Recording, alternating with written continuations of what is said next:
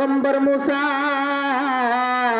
তার উম্মতদেরকে বাঁচানো একত্রিত কইরা একটা মজমা সাজাইলেন, একটা অনুষ্ঠান করলেন। ওই অনুষ্ঠানের ভিতরে সকলে ইবাদত বন্দেগী শুরু করে দিলেন। তারপর সকলে একত্রিত হইল, মুসা পয়গম্বর এবং তার উম্মতরা সহ একত্রিত হইল বাজানো। তারপর আল্লাহ রাব্বুল আলামিনের পয়গম্বর বলতেছে, ও উম্মতরা শোনো শোনো শোনো, আজকে আমি তোমাদেরকে বললাম, যারা আল্লাহর কাছে তোমরা খাজ নিয়ে বান্দা যাও, তোমরা বৃষ্টি চাও, তারা আমার সাথে দোয়া শুরু করবা। বলেন আল্লাহু আকবার। ও দুনিয়ার মুসলমান, তখন আল্লাহর পয়গম্বর যখন দোয়া শুরু করলেন, ওই দোয়ার ভিতরে আল্লাহ রাব্বুল আলামিন জিবরাইলের মাধ্যমে পাঠায়া ঘোষণা করে দিলেন, ও জিবরাইল জানাই দাও, ওই একটা মজমার ভিতরে 40 বছরের একটা পাপিষ্ঠ আছে। ওই 40 বছর গুনাহ করে, কিন্তু আমি আল্লাহকে একদিন আল্লাহ বলেও ডাক দেয় নাই, মসজিদের ভিতরে যায় একদিন সেজদাও দেয় নাই, রুকুও দেয় নাই। ওই বান্দার জন্য আমি আল্লাহ অসন্তুষ্ট। ওই বান্দার জন্য আমি আল্লাহ বৃষ্টি দিচ্ছি না। 40 বছরের পাপী যখন ওই মজমা থেকে উঠে যাবে, তখন আমি আল্লাহ দোয়া কবুল কইরা বৃষ্টি দিব। বলেন সুবহানাল্লাহ।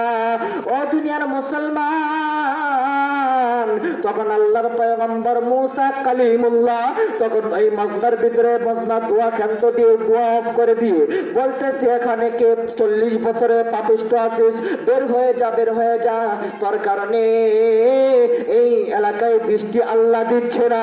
ও দুনিয়ার মুসলমান, গভীর মনোযোগ দেন। তখন আল্লাহ রাব্বুল আলামিন যখন এই ঘোষণা মুসা পয়গম্বরকে জানাই দিলেন, মুসা পয়গম্বর তখন উম্মতদেরকে বলতেছে, এই উম্মতের ভিতরে যে 40 বছরের পাপিষ্ঠ আছিস, তাড়াতাড়ি বের হয়ে যা, বের হয়ে যা, তোমার জন্য এই বৃষ্টি হচ্ছে না। ও বলেন তো দেখি, ওই 40 বছরের পাপিষ্ঠের মনে জানা আছে কিনা? ওই পাপিষ্ঠ বান্দার মনে কিন্তু জানা হয়ে গেছে যে আমি তো 40 বছরের পাপিষ্ঠ, আমার কারণেই তো বৃষ্টি হয় না। ও দুনিয়ার মুসলমান, তওবা কাকে বলে একটু শুনুন শুনুন বাজানো। 40 বছর গুনাহ করার পর তখন ওই বান্দা বলতেছে, আল্লাহর বান্দা যখন চোখের পানি নিচ দিকে ফালাইতেছে, তখন ওই বান্দা বলছে, ওগো আল্লাহ,